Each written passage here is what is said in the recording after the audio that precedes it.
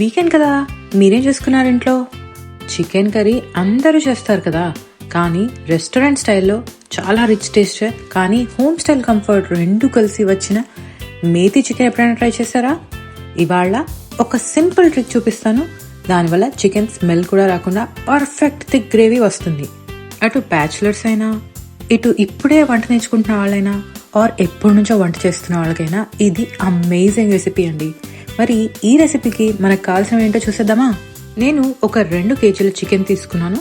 ఒక ఫుల్ మెంతికూర కట్ట, దాన్ని చక్కగా కడిగి చిన్న చిన్నగా కట్ చేసి పెట్టుకున్నాను. ఒక్క పెద్ద ఉల్లిపాయ, 2 టొమాటోలు, 5 నుంచి 6 పచ్చిమిరపకాయలు, జింజర్ గార్లిక్ పేస్ట్, కారపొడి, గరం మసాలా, ధనియాల పొడి, కరివేపాకు, జీలకర్ర పొడి మరియు ఉప్పు రుచికి తగినంత.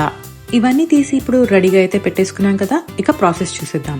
ముందుగా స్టవ్ మీద ఒక బాండి పెట్టుకుని 2 టీ స్పూన్ల ఆయిల్ వేస్తాము. బాండి కాస్త వేడెక్కిన తర్వాత, నూనె వేడెక్కిన తర్వాత మనం ఆల్రెడీ తరిగి పెట్టుకున్న మెంతి కూరనైతే మొదటిగా ఫ్రై చేసేసుకుంటాం. మెంతి కూర ముందుగానే ఫ్రై చేస్తే దాంట్లో పచ్చిదనం మరియు చేదు కూడా తగ్గిపోతుంది. ఇదిగోనిలా మెంతి కూరనైతే వేసుకుని నేను దాన్ని ఒక 2-3 నిమిషాలు వేయించుకుంటే అది నాకు పచ్చిదనం అంతా పోయి దగ్గర పడిపోయింది. ఆకుకూర కనుక అంతకన్నా ఎక్కువ సమయం అయితే పట్టదండి ఇది వేగటానికి. చూస్తున్నంతలోనే మెంతికూర ఎలా దగ్గర పడిపోయిందో చూసారుగా. ఇప్పుడిక స్టవ్ ఆపేసుకుని దీన్నంతా ఒక గిన్నెలో తీసుకుని పక్కన పెట్టుకుంటున్నాను. ఇప్పుడిక ఇదే ప్యాన్ లో 1 టీ స్పూన్నర ఆయిల్ వేసుకుని ఆ తర్వాత అందులో ఆవాలు, జీలకర్ర, పచ్చిమిరపకాయలని పొడుగా తరుక్కుని, అలాగే కాస్త మెంతులు, తర్వాత కరివేపాకు కూడా ఈ నూనెలో వేయించి వాటినైతే కాసేపు వేయించుకుంటాను. ఆ తర్వాత ఇందులో మనం తరిగి పెట్టుకున్న ఉల్లిపాయలు కూడా వేసేసాను. ఉల్లిపాయలకి బాగా నూనె పట్టేలాగా ఒక్కసారి అయితే దీన్ని బాగా కలిపేసుకుందాం. ఉల్లిపాయలు కాస్త రంగు మారగానే అందులో ఒక 2 టీ స్పూన్ల జింజర్ గార్లిక్ పేస్ట్ వేసి దాన్ని కూడా ఇందులో కలిపేసి పచ్చిపోయేంత వరకు కాస్త వేయించుకుని ఆ తర్వాత మూత పెట్టుకుని ఒక 3-4 నిమిషాల పాటు దీన్ని కుక్ చేసుకోవాలి. ఉల్లిపాయలు, జింజర్ గార్లిక్ పేస్ట్ కుక్ అయిపోయింది కదా. ఇక ఇందులో ఆల్రెడీ కట్ చేసుకుని క్లీన్ చేసి పెట్టుకున్న చికెన్ ని కూడా వేసేస్తాము. దీనికి ఉల్లిపాయలంతా తగిలేలాగా, నూనె కూడా బాగా పట్టేలాగా ఒక్కసారి ఇలా ఒక చేత్తో బాండి పట్టుకుని ఇంకో చేత్తో గరిటె పట్టుకుని దాన్ని బాగా తిప్పుతాము పైకి కిందికి.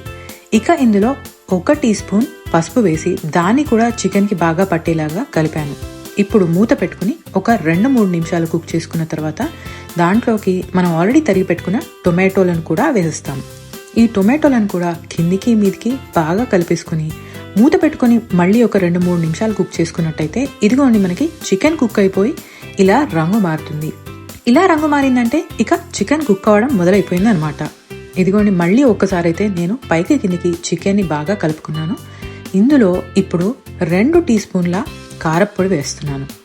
ఆ తర్వాత ఒక 2 టీ స్పూన్ల ఉప్పు కూడా వేసుకుంటున్నాను. అలాగే 1 టీ స్పూన్ ధనియాల పొడి, 1 టీ స్పూన్ గరం మసాలా, ఒక పావు టీ స్పూన్ జీలకర్ర పొడి కూడా వేసుకుని అవన్నీ ఇక చికెన్ లోకి బాగా పట్టేలాగా ఒక్కసారి అయితే పైకి కిందికి బాగా కలుపుకుంటే చికెన్ కి అయితే ఈ పొడులు, ఉప్పు, కారం అన్ని బాగా పట్టేస్తాయి. ఇలా కలుపుకున్న తర్వాత ఇప్పుడు ఇక మూత పెట్టుకొని దీన్ని ఒక 3-4 నిమిషాల పాటు కుక్ చేసుకున్నట్టయితే ఇందులోంచి మీరు చూస్తున్నట్టుగా నీళ్లు బాగా ఊరేస్తాయి. నేను ఇందులోకి అస్సలు నీళ్లు వేసుకోలేదండి. ఇదంతా చికెన్ నుంచి మరియు టొమాటో నుంచి వచ్చిన నీళ్లే. చికెన్ ఒక 80% అయితే బాగా కుక్ అయిపోయింది. ఇప్పుడు ఇక మీరు ఆల్రెడీ ఫ్రై చేసి పెట్టుకున్న మెంతి కూరను కూడా ఇందులోకి యాడ్ చేసి ఒక్కసారి అయితే బాగా కలిపేసుకోవాలి. మెంతి కూర చికెన్ ముందే ఎందుకు కలిపేయలేదంటే ఒకవేళ మెంతి కూర ఓవర్ కుక్ అయితే టేస్ట్ మారిపోతుందండి. మీరు ఈ పద్ధతి అంతా మీడియం ఫ్లేమ్ పెట్టుకుని కుక్ చేసుకున్నట్టయితే చికెన్ నెమ్మదిగా బాగా కుక్ అవుతుంది, పైగా మాడదు కూడా.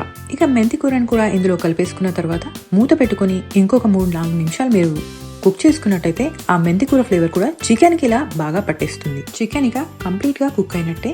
ఇలా కంప్లీట్ గా కుక్ అయినాక ఆ వాటర్ ఏదైతే చూస్తున్నారో అదంతా ఆవిరి అయ్యేంత వరకు అయితే మూత లేకుండా ఇక ఈ చికెన్ ని కాసేపు మీడియం మంట మీద పెట్టుకుని కుక్ చేసుకోవడమే. ఈ నీళ్లంతా ఆవిరైపోవడం అయితే చాలా ఇంపార్టెంట్ అండి.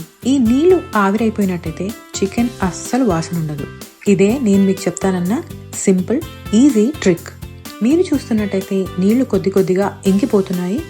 ఇందులో ఇప్పుడు నేను కాస్త 1 స్పూన్ బటర్ వేసుకుంటున్నాను. దాన్ని కూడా చికెన్ మొత్తంలోకి కలిపేస్తున్నాను.